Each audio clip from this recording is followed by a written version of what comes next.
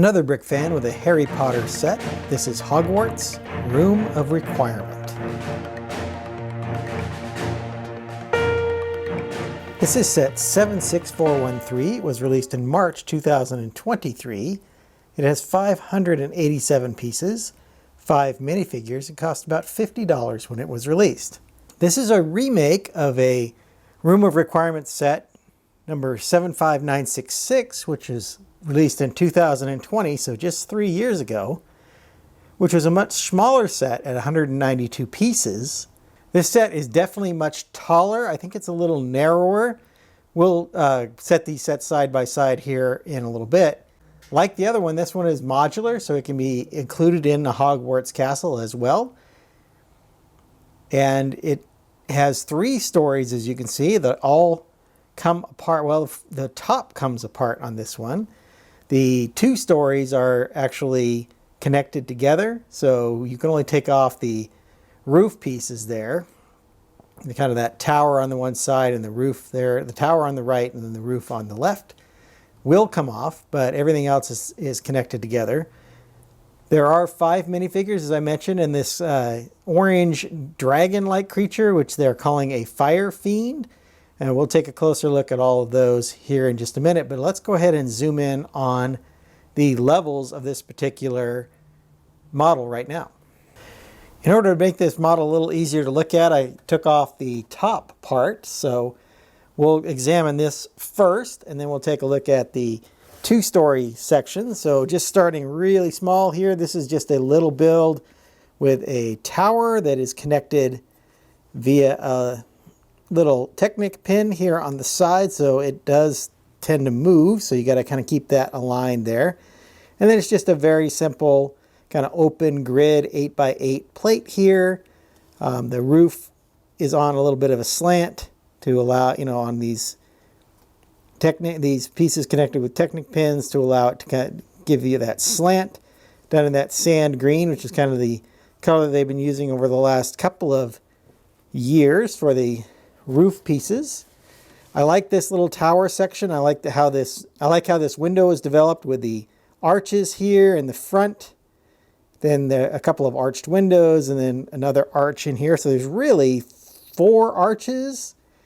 There's really 4 arches with this to make up this window, which I thought was very nice. A little bit of the nougat color mixed in with the kind of sand or tan color here.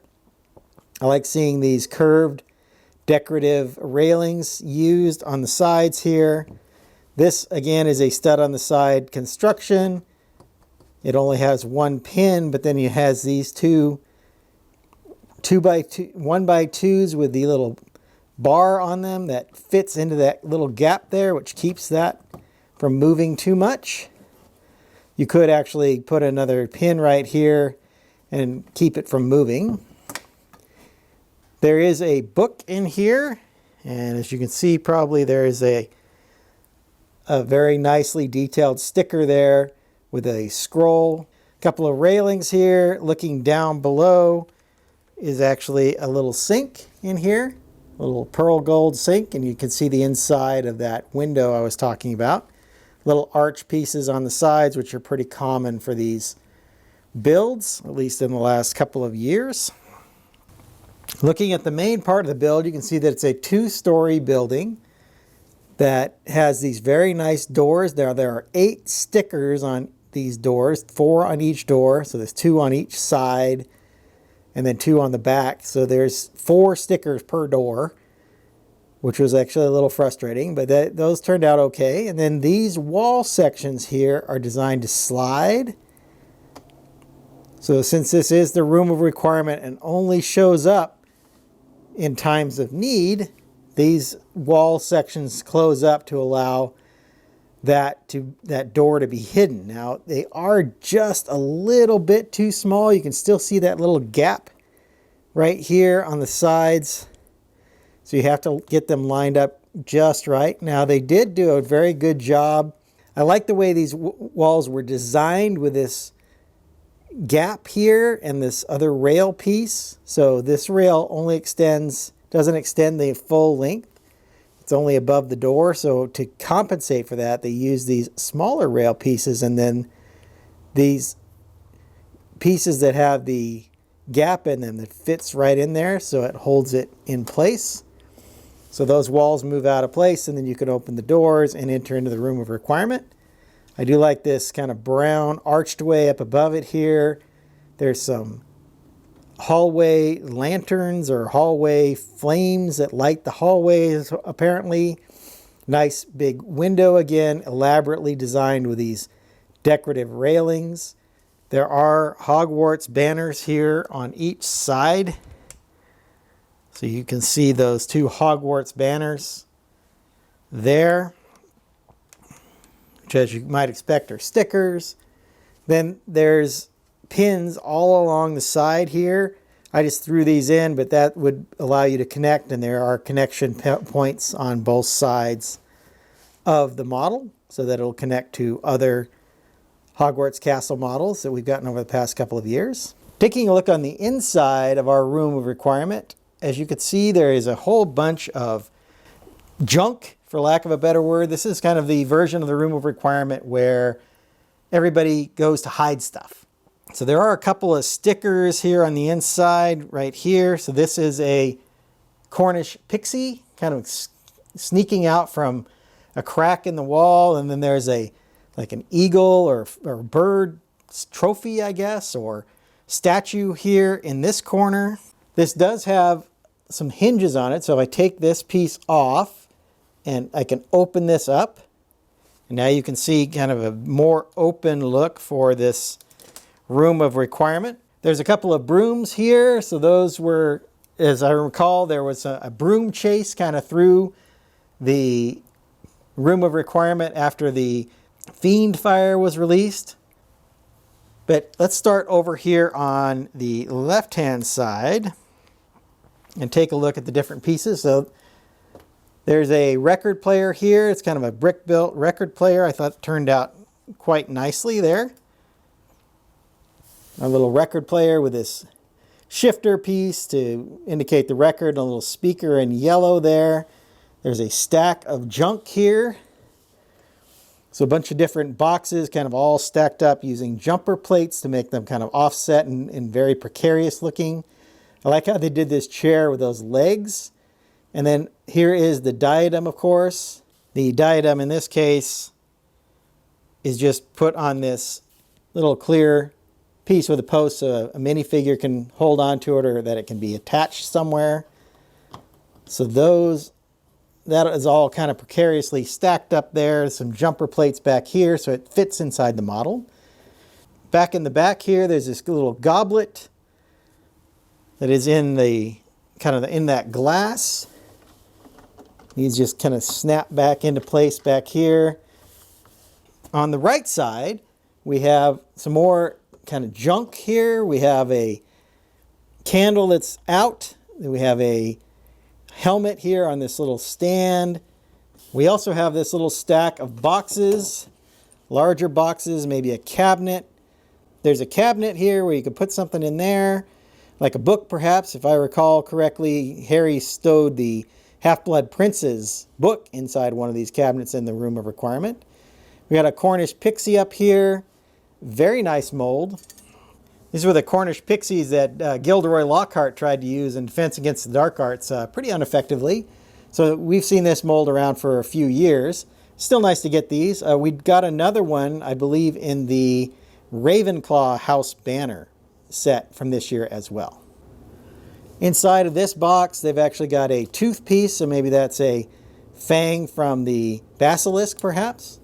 Of course, with Lego, you can use your imagination and decide. So that's kind of all the stuff that's on the interior here. There's a couple of lights here on either side, some torches over here. So let's go ahead and take a look at the minifigures now. As we take a closer look at the minifigures, let's start with this Fiendfire or Fire Serpent. So the first thing I noticed about this was that this dragon head or serpent head does not have any printing on it. Normally you would see some eyes, maybe some nostrils, or something like that, which at first kind of bothered me. But then when I started thinking about it, this is just it's not an actual creature. It's just a it's just shaped, it's fire shaped in this serpent-like look. At least that's how I'm interpreting it. I do like the different angles they create using these different pieces. It is pretty posable. Serpent is pretty posable. A couple inverted orange, trans orange tiles here, some flame, different kinds of flame pieces. So it allows you to kind of pose this how you'd like. So it's a nice little piece. It's a nice little built up figure. And of course the dragon mouth opens. So a nice creature addition to this set. So this set comes with 5 actual minifigures. They include Harry Potter, Hermione Granger, Draco Malfoy, Blaise Zambini, and the Grey Lady. This is Blaise Zambini, who was featured in a couple of the movies, as I recall. I believe he was definitely in the Half-Blood Prince, and I think he was also in the Deathly Hallows. This is Malfoy, kind of dressed up in this nice suit with the interesting section of his tie here, which I think is pretty cool. So more of a green shirt, gray tie instead of the standard Slytherin green and gray striped tie or silver striped tie. Usually call those a rep tie because it has the 2 colors of, or the colors of the particular house. Kind of like you would see in fraternities as well. They of course have wands.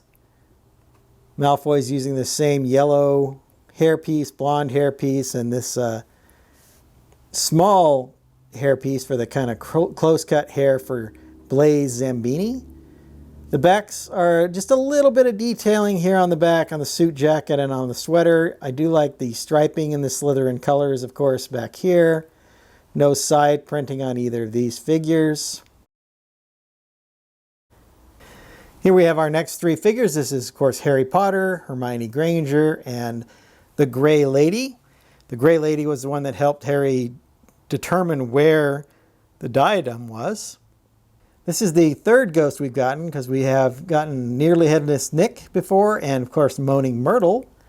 And now we have the Grey Lady, so that's nice to get another one of the Hogwarts ghosts. Harry and Hermione, of course, are in street clothes because the timing for this scene is in the 7th year in the Deathly Hallows movies.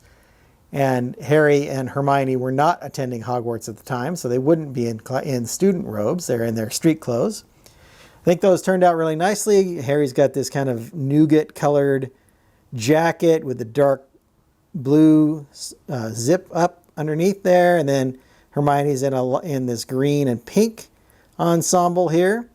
I think they look pretty good. Harry's got kind of a more mature hairstyle. It's still a little unkempt, but the headpiece is still the same. You can barely see his lightning scar underneath there. No side printing on any of these minifigures, but there is a little bit of back printing here. So Harry has this alternate expression here, and Hermione has kind of an angrier expression here, and of course the Grey Lady also has an angrier expression as well.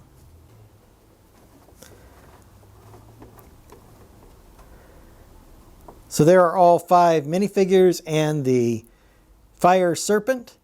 Let's go back and compare the earlier version of the Room of Requirement with this newer set. Here are the 2 versions of the Room of Requirement next to each other. Now it's interesting to note these are actually from 2 different movies or books. So the Room of Requirement from this year on the left there, which is obviously much, much bigger than the Room of Requirement from 2020 on the right, is based on the Deathly Hallows, where Harry and Hermione go into the Room of Requirement trying to find the diadem. The Room of Requirement from 2020 is based on Order of the Phoenix, where they did all of the training for Dumbledore's army. So they are very different in that aspect as well. So let's take a closer look at both of them side by side. Looking at the outsides, it's much more elaborate here on this, the new version in 2023. The 2020 version has all of these proclamations that Dolores Umbridge was making. So those are displayed here on the outside. They both have the wall covering the door The 2020 version has this kind of clear or translucent windows, and the door opens to the side like this, whereas the door opens, as I've shown you before, kind of from both sides. A little bit more elaborate door here on the 2023 version, but I do like this kind of wooden door look. I think this was on Hagrid's Hut or some versions of Hagrid's Hut. It's been around for quite a while. Moving around to the backs of both of these. Looking at the backs of both of these, once again, they're much different versions of the Room of Requirement. So this one here is a Room of Requirement that is designed for training, and it also came with this little training mannequin, this mechanical Death Eater as they call it. It also came with the Patronuses for Hermione and Luna Lovegood. So this set came with Harry Potter, Hermione Granger, and Luna Lovegood, whereas this 2023 version comes with Harry, Hermione, Draco Malfoy, Blaise Zambiti, and the Grey Lady, as we showed you earlier. So this one, again, is based on when they're trying to get the diadem out from the Room of Requirement. So it's a much different look for the Room of Requirement. It's kind of the junk room where everybody put a bunch of stuff or needed a place to hide stuff, and it just ended up getting filled up with that. So very different versions of the Room of Requirement, and I think both of them have their merits for sure. Let's go on and I'll give you my final comments on this year's Room of Requirement. Overall, I think this is a very good set. I've kind of left it taken apart slightly here so it's easier to take a look at. The 5 minifigures are good. I think it was great to get the Grey Lady, so a different ghost. We've gotten Nearly Headless Nick a few times, but it's nice to get the Grey Lady here. I think it would have been fun to have, as I mentioned before, have a spot in her hair so she could put the diadem on, but I suppose the Grey Lady wasn't very interested in wearing the diadem. It's good to get Malfoy here in more of a suit and tie look, kind of a more mature look for Malfoy. This, of course, did happen during the 7th book or 7th movie, the Deathly Hallows movies, since this was kind of the end where they were going to get the diadem from the Room of Requirement. Seems to be the theme that was used for this particular set. This Fiendfire / Fire Serpent is a very interesting piece. I would have loved to have seen some printing, however, on this face, but I don't know, I guess it depends on how you interpret it. If it's made out of fire, I guess it wouldn't have eyeballs or anything like that, so perhaps that's why they chose not to do some printing on it. It's not like an actual creature. It seems to be that it's made out of fire, and it's nice to see the trans coloring here that kind of indicates that as well. So that was a nice little piece to get. And like I said, this is modular, so you can fit it in with some of the other sets that we've gotten over the last few years. Going into value, this set is nearly 600 pieces for $50, so this is actually one of the better price points of this wave. I thought the house banners were actually a little bit more expensive than I was hoping for, but I think this is the most reasonably priced of the 5 sets that came out here in March. I think you get a good value with the 5 minifigures and the Fiendfire / Fire Serpent build there, and then there's a very nice build for the Room of Requirement in general. Overall, like I said, this is the best value of the 5 sets that have been released here in 2023 for Harry Potter. Hope you've enjoyed my thoughts on this Harry Potter set. I'm going to get started on my next video, and until then, happy building. If you enjoyed this video, hit that like button and be sure to subscribe to see more of my content. I've left a link to my Harry Potter review playlist up here on the screen.